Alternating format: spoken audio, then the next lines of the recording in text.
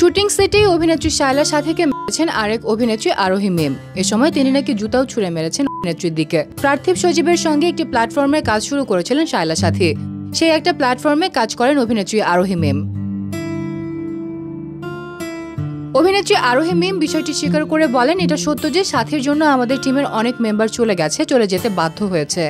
অনেকে রিজিক মেরেছে। ও গত 1-1.5 বছরে আমার বিরুদ্ধে এত বেশি ষড়যন্ত্র করেছে, এত বেশি পলিটিক্স করেছে যে আমার মাথা গরম হয়ে গেছে। আমি নিজেকে কন্ট্রোল করতে পারিনি। আরোহী মিম বলেন, সে অভিযোগ করেছে কোনো এক শুটিং হাউসের প্রোডাকশনের মাধ্যমে ওকে নাকি ফেলতে চাইছিলাম। কি ভয়ঙ্কর সে এটা বলে বেড়াচ্ছে। অনেকদিন ধরেই শুনতেছিলাম সে এটা বলে বেড়াচ্ছে যে আরোহী আমাকে এসব বলেছে। আসলে সে আমাকে পছন্দ করে না। লাস্ট 1-1.5 বছর ধরে সে আমার পেছনে লেগে আছে। সে জেলাস ফিল করে, কিন্তু আমাকে নিয়ে তার এত কি প্রবলেম জানি না। আমার সঙ্গে সে একটা বাজে জিনিস সৃষ্টি করেছে। সমস্ত অভিযোগ মিথ্যা উল্লেখ করে মিম বলেন, আমার বিরুদ্ধে সে কেন এইসব মিথ্যা অভিযোগ দিচ্ছে এই মেয়ে, আমি ঠিক বুঝতেছি না। সে আমাকে বলতেছে তুমি এটা করছো। আমি বললাম কোথায় করছি? সে বলছে 90s-এর শুটে। আমাদের একটা সিরিজ ছিল 90s নাম, ওখানে নাকি এটা করেছি।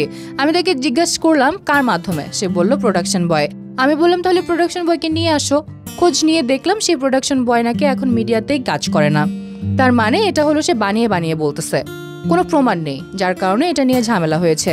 এটার কারণে আমি তার গায়ে হাত তুলছি। আমি নিয়ন্ত্রণের বাইরে গিয়ে এটা করেছি। দোষ করে ও, আবার স্ট্যাটাস দিয়ে ভিকটিম সাজে। মিম বলেন, বাংলাদেশের দর্শকেরা বোকা আসলে। ও যা বলে তাই বিশ্বাস করে।